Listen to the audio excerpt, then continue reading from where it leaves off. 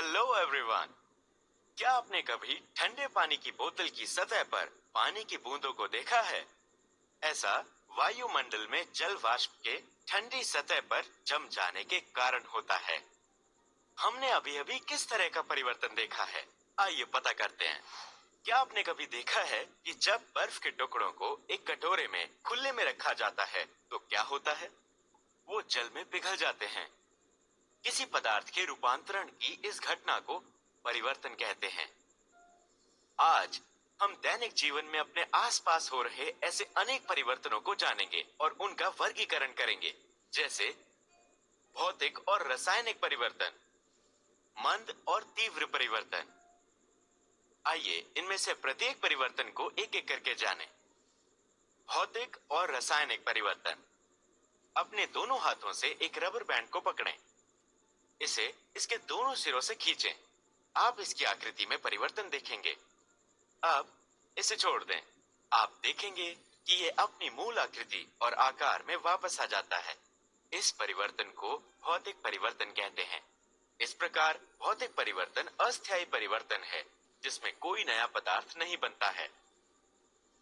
कपूर के ऊर्ध्वपातन क्रिया पर नजर डालें।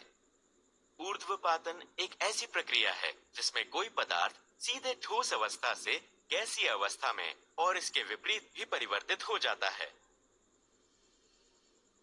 एक वाष्पन पात्र में कपूर के कुछ क्रिस्टल लें।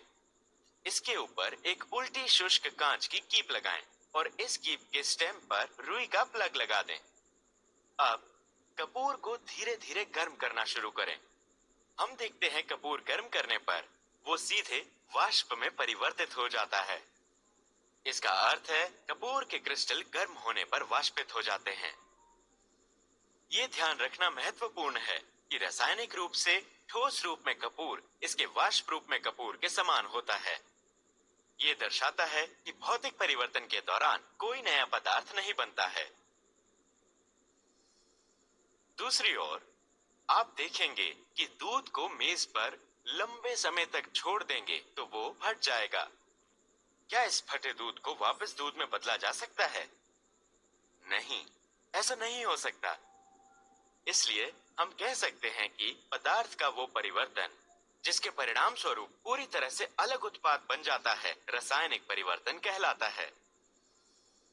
एक परख नली में थोड़ी सी चीनी के क्रिस्टल डालें और इसे गर्म करें।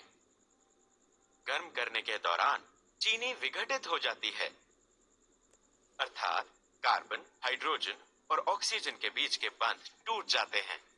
हाइड्रोजन और ऑक्सीजन जल अणुओं को बनाने के लिए पुनर्संयोजित होते हैं, जो वाष्प के रूप में मुक्त होते हैं, जबकि बचा हुआ कार्बन नली के निचले हिस्से में जमा हो जाता है।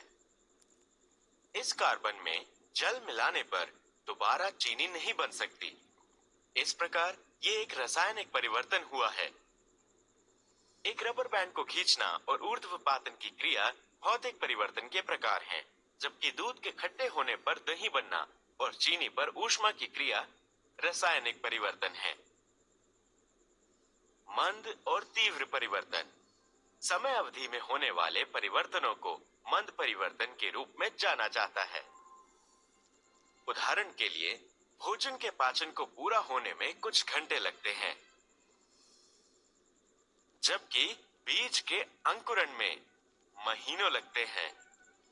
जो परिवर्तन तेजी से होते हैं, तीव्र परिवर्तन के रूप में जाने जाते हैं। उदाहरण के लिए, एक बीकर में एक चुटकी चीनी डालें और हल्का सा हिलाएं। चीनी आसानी से और जल्दी घुल जाती है। एक और उदाहरण लें, माचिस की तीली जलाएं, ये तुरंत जल जाती है। इस प्रकार ये एक तीव्र परिवर्तन है। इसलिए बीज का अंकुरण एक मंद परिवर्तन है, जबकि चीनी को घोलना और माचिस की तीली जलाना तीव्र परिवर्तन है। अंत में आइए आज हमने जो सीखा उसका पुनरावलोकन करें। भौतिक परिवर्तन, अस्थायी परिवर्तन, कोई नया पदार्थ नहीं बनता। रासायनिक परिवर्तन, नया पदार्थ बनता है। समय अवधि में होने वाले परिवर्तनों को मंद परिवर्तन के रूप में जाना जाता है। वो परिवर्तन जो तेजी से होते हैं, तीव्र परिवर्तन कहलाते हैं। यदि आपने कभी कपूर जलाया है, आप देखेंगे कि ये द्रव में पिघले बिना सीधे वाष्प में बदल जाता है।